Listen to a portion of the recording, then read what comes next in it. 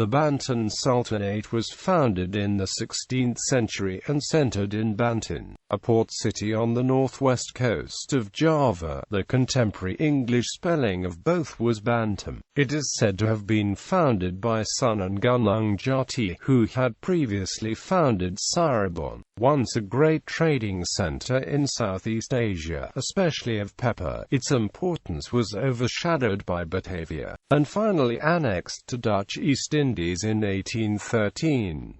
Its core territory now forms the Indonesian province of Banten. Today, in Old Banten, the Grand Mosque of Banten is an important destination for tourists and for pilgrims from across Indonesia and from overseas. Formation. Before 1526 CE, a settlement called Banten was situated about 10 kilometers inland from the coast on the Cirebon River, in the area which is today occupied by the southern suburbs of the town of Sarabande. It was known as Banten Jeram, meaning Banten up the river, owing to its location. Sunan Gunungjati was an ulama, an educated class of Muslim legal scholars. He was educated in Middle East and can trace his ancestry to the kingdom of Sunda. Sharif Hidayatullah became the Sultan of Sarabande in 1479.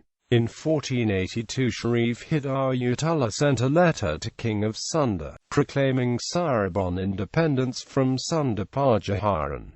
Previously Cirebon settlement was founded in 1445 by his uncle Prince Cakrabuana. In the early 16th century, Gunungjati arrived in the town with the intention of spreading the word of Islam in this still Hindu area. According to Suma Oriental, written in 1512 to 1515, Tomé Perez, a Portuguese explorer, reported that the port of Banten still belongs to the kingdom of Sunda, while Cirebon has been established as an Islamic state. First, the king of Kumda with his great city of Dayu, the town and lands and port of Bantam, the port of Pomdam, the port of Chegide, the port of Tamgram, the port of Kalapa, and the port of Chemano. This is Sunda, because the river of Kaimanak is the limit of both kingdoms. Now comes Java, and we must speak of the kings within the hinterland, the land of Cirebon, the land of Japura, the land of Lokash, the land of Tatagwal, the land of Kamaram, the land of Dimar.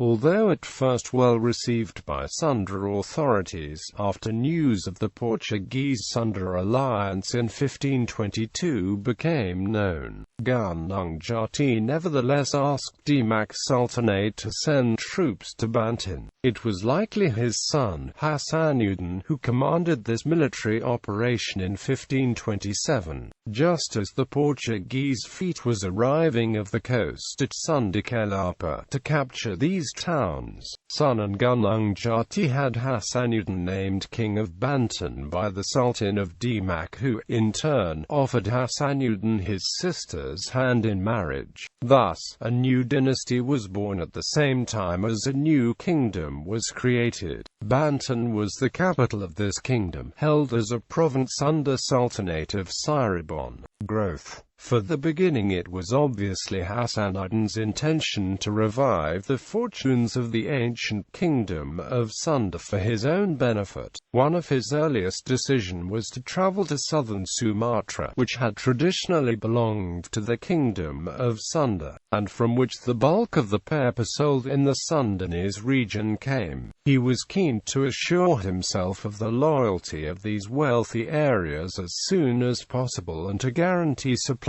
of pepper for his ports, since it was on this spice that all international trade was based and, hence, in which the wealth of his kingdom lay. Having established control over the ports and the pepper trade, Hasanuddin decided to build a new capital, to symbolize the new era which was beginning. On the advice of his father, Sunan Gunungjati, he chose to construct it on the coast at the mouth of the Cirebon River. That of settlement already existed at this place is evidenced by its harbor activities, but at this time the seat of political power was in Banten Jeram.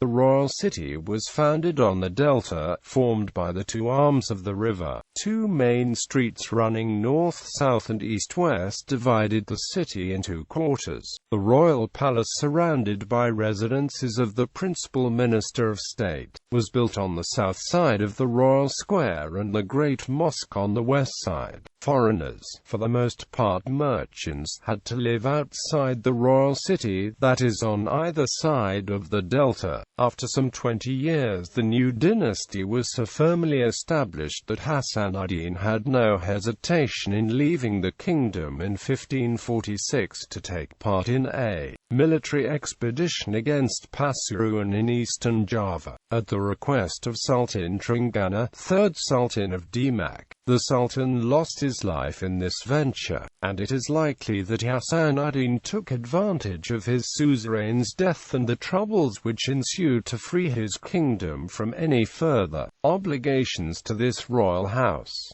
For the 1550s onwards, the kingdom enjoyed a period of great prosperity. According to tradition, the development of this kingdom was managed by Hassan ad-Din's son, Maulana Yusuf, who had become co-sovereign with his father, following a custom long practiced in the archipelago. Also during this period, Hassan ad-Din decided to launch the final blow to what remained of the kingdom of Sunda. Maulana Yusuf led the attack on Dayapakuan, its capital city located in modern Bogor. After losing its most important port Sunda Kelapa, the kingdom, already deprived of its trading revenues, was of symbolic importance only. The kingdom put up little resistance, and henceforth Banten ruled over the entire territory of the former kingdom of Sunda, which corresponds to most of current Indonesian province of West Java. The sacred stone that was serving as the sovereign's throne of Sunda Kingdom was taken away and put at the street intersection in the royal square of Banten, thus marking the end of the Sundanese dynasty.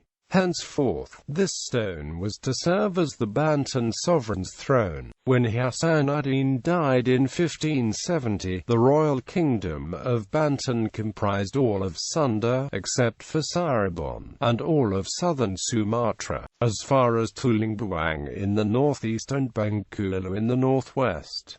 Trade was expanding to become one of the largest in Southeast Asia. Traders coming from China, India, Turkey, England, Portugal and the Netherlands were frequent visitors to the Banten harbour. Spices, silk, Chinese ceramics, gold, jewelry and other Asian goods attracted European merchants. Banten was a pioneer in international trade. Banten was also known as an educational center for Islamic studies. Among Islamic scholars in Banten was Sheikh Yusuf. He was a scholar from Makassar who worked under Sultan Ajeng Tirthayasa. During his reign, Banten and Mataram Sultanate involved in rivalry to dominate the region, while Cirebon stuck in the middle. Although Cirebon had never attacked by Mataram, since 1619 Cirebon has been practically held under Mataram influences and behaves as vassal. In 1650 Mataram asked Cirebon to urge Banten to subscribe under Mataram domination. Banten refused the threat, and in response Mataram ordered Cirebon to attack Banten. In 1650 Cirebon sent 60 ships to attack Banten port in Tanahara. However, this naval campaign ended in disastrous defeat of Cirebon. This war is known as Prawiroatmodjo War, a Cirebon war that took place in 1650. In 1661 Sultan Ajeng Tirthayasa extended Banten's rule to Landak in western Borneo. On the other hand, Cirebon relations with Mataram were also strained. The tension culminated with the execution of Cirebon King Panimbahan Girala in Plerit. While the Cirebon princes were taken as the hostage in Mataram, Prince Wongsagarta of Cirebon went to Banten to seek Sultan Ajeng Tirthayasa help to free his brothers. Sultan Ajeng Tirthayasa is the son of Prince Abu Mali that died in Prawiroatmodjo War. Tirthayasa agreed to assist Cirebon and saw it as an opportunity opportunity to raise Banten's influence upon Cirebon. Using the opportunity of Trunojoyo rebellion against Mataram, Sultan Ajeng Tirthayasa secretly supported the revolt and managed to weaken Mataram and save the two Cirebon princes. However, Sultan Ajeng Tirthayasa saw an opportunity to impose Banten's influence upon Cirebon. He crowned both princes he saved as the sultans, Prince Mertawijaya as Sultan Kasepuhan while Prince Kertawijaya as Sultan Kanoman. By doing so, the Sultan of Banten disintegrated and weakened the Sultanate of Cirebon into several petty states. On the other hand, Prince Wongsagurta, that had fought for 10 years, was only given a small title and estate. The cunning divide strategy was meant to weaken Cirebon and to prevent Cirebon to be Mataram ally and become a menace to Banten in the future as it had done in Pagaraj War. In the 1670s he practically acquired Cirebon area as vassal following a civil war in Mataram. Ajeng established trade with the Spanish Manila for silver and built canals for coconut palm and sugar plantations, among other developments. Western contacts. On 27 June 1596, Dutch trade ships led by Cornelis de Houtman, the first Dutch fleet to arrive in East Indies, landed in Banten. On its return to the Netherlands, the voyage generated a modest profit.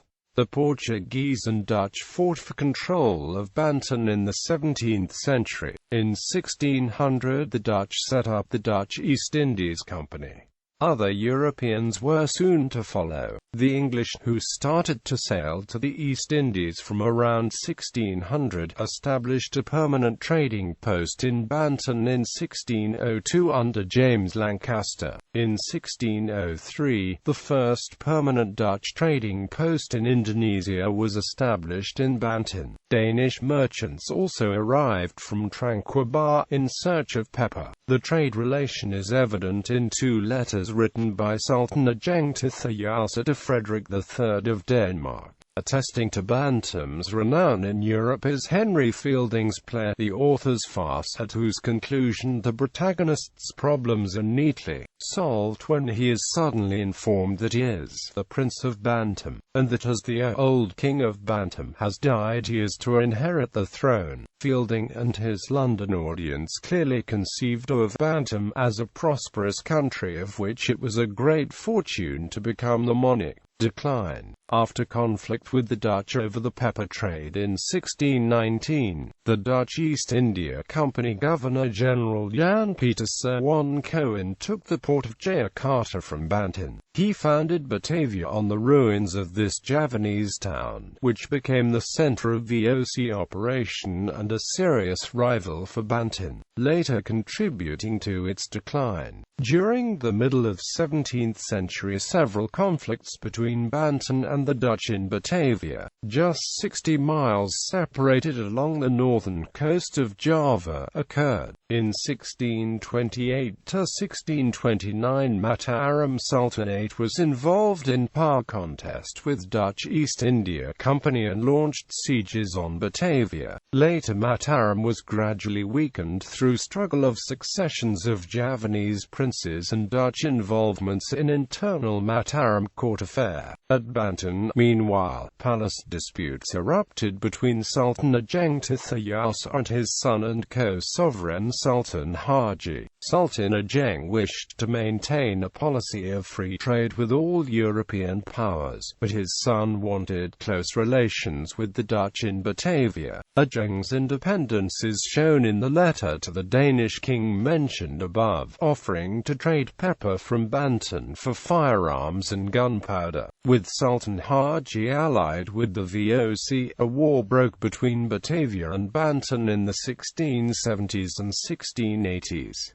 The result was disastrous for Banten. The VOC gained Bogor and Priangan highlands and reduced Banten's power substantially, making it a protectorate of the VOC. Although nominally independent, its power was gone. In 1752, the Dutch annexed territories on western Borneo and southern Sumatra formerly held by Banten. In 1808, Herman Willem Daendels, Governor-General of the Dutch East Indies in 1808 to 1810, commissioned the construction of Great Post Road to defend Java from incoming British invasion. Daendels ordered Sultan Aliuddin II of Banten to move the capital to Enia and to provide labor to build a new port planned to be built at Uyung, Kulon. The Sultan refused Daendels' command, and in response Daendels ordered the invasion of Banten and destruction of Shurasawan Palace. The Sultan, together with his family, was arrested in Puri Intan and held as a prisoner in Fort Spilwijik, and later sent into exile in Ambon. On the 22nd of November 1808, Daendels declared from his headquarters in Serang that the Sultanate of Banten had been absorbed into the territory of the Dutch East Indies.